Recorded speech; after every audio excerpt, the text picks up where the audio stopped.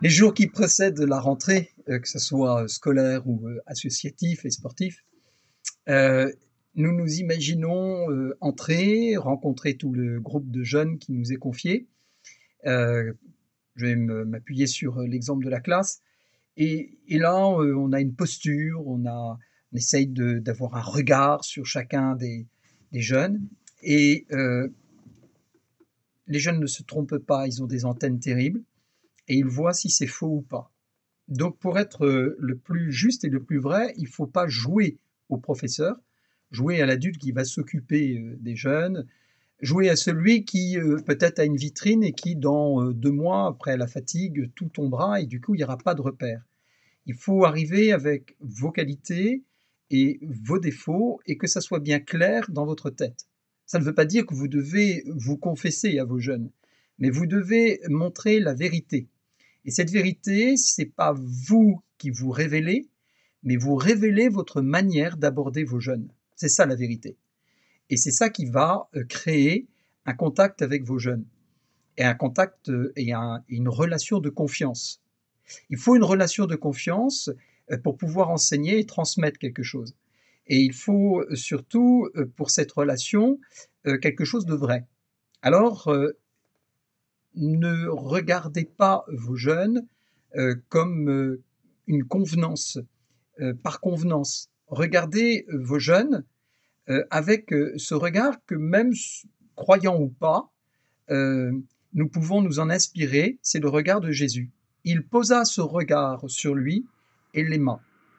Pour avoir une telle attitude, sans forcément avoir l'impression de se mettre, je dirais, en surexposition ou en danger dès les premiers instants de la rencontre avec vos jeunes pour un an, eh bien, vous devez tout simplement avoir la volonté et le désir, non pas seulement d'apprécier, mais je dis bien d'aimer vos élèves.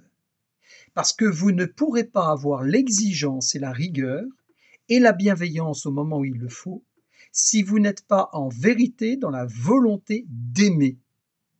Et ça fait partie vraiment de la vocation du professeur et de l'enseignant, c'est d'aimer. Aimer son élève.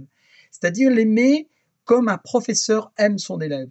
Le désir de le faire grandir, de l'éveiller, de lui apporter les connaissances qui déjà nous ont nourris dans un premier temps et qui peuvent apporter quelque chose de positif et d'important pour l'avenir de ce jeune qui vous est confié. Pour cela, il faut regarder le jeune pour ce qu'il est. Et ce qu'il est, c'est le fait qu'il existe. Et c'est ça qui est le plus beau.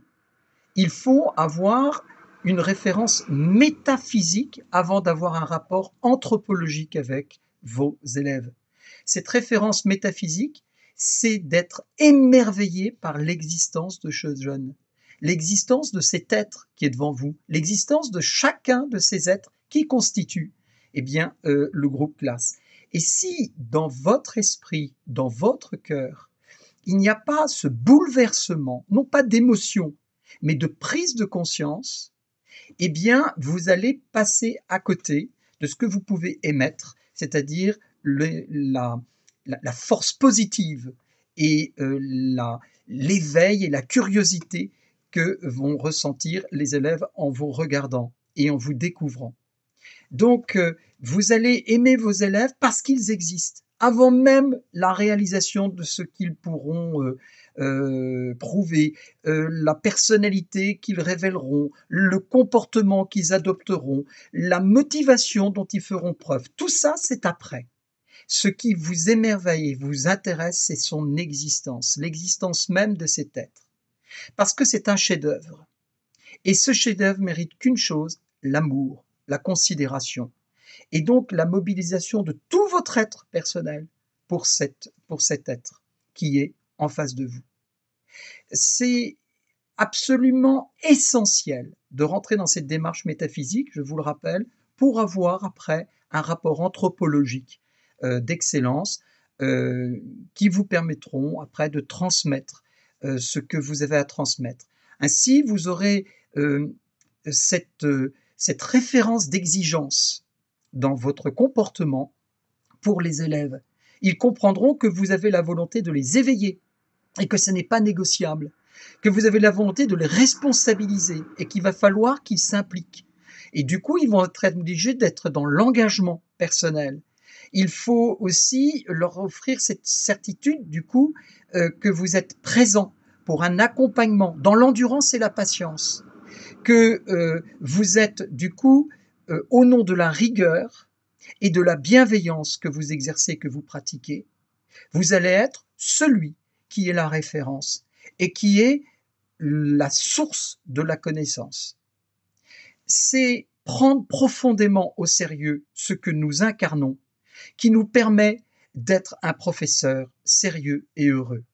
Et c'est ce qui apporte, contrairement à ce que l'on pense, une grande sécurité à nos mineurs qui nous sont confiés, à nos jeunes qui nous sont confiés, et une grande soif de découvrir le monde et de s'ouvrir. Alors ça peut paraître vieillot, ça peut paraître intellectuel, mais tout ce que je viens de vous partager, ce sont les clés qui, moi, me permettent personnellement de rencontrer des publics très différents, que ce soit au cœur des villes, dans la banlieue, dans la campagne, et quel que soit le milieu social ou même la culture d'origine de l'élève. Ce sont des clés fondamentales. Je vous invite à revisionner cette vidéo pour bien saisir ce que je veux vous partager en toute humilité. Mais ça ne fera que seulement approfondir et compléter déjà le savoir-faire qui est en vous et qui vous donne tant envie d'enseigner. Excellente année à tous.